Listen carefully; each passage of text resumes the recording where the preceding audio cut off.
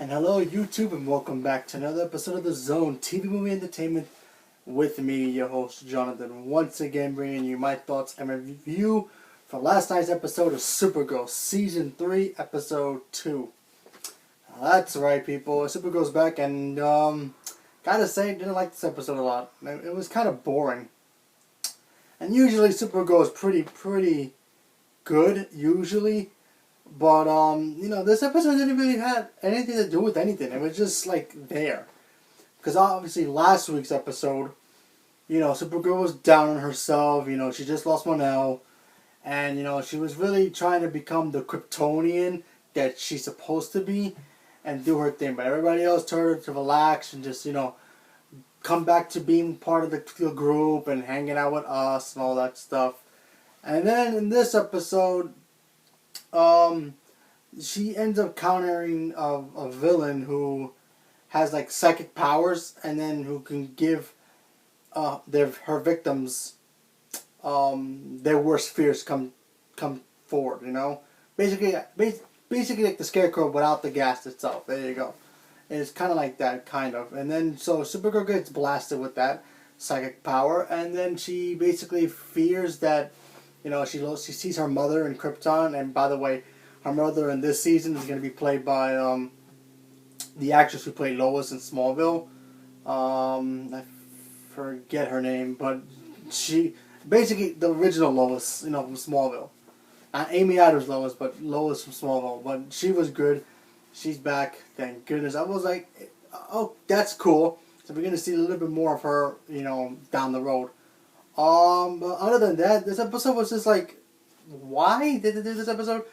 Because Supergirl barely did anything to this girl. This girl kept smacking her with her psychic powers, and then even Martian Manhunter tried to help, and then he got affected. And but you didn't really see too much with his things until the end of this thing. He was getting some weird visions about, obviously, Miss Martian Manhunter. And the fact that she, obviously, if you remember from last season, she went back to Mars.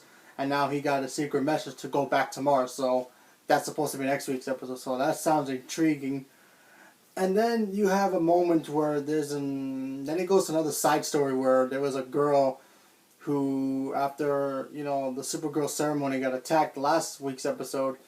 The little girl gets trapped in a beam, or a metal beam. And then her mother apparently has super strength and lifted up and saved her, and then she was telling her mother, oh, you're a superhero, you have powers, and she kept telling her that it was just adrenaline, her mother would do anything to protect her children, which is true.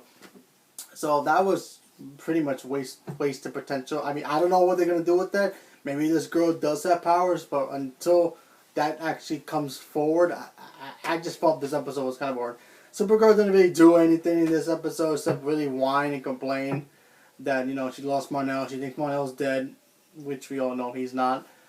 And, and then we get to see Lena Luthor, take her rightful place in the Daily Planet, because she bought the Daily Planet.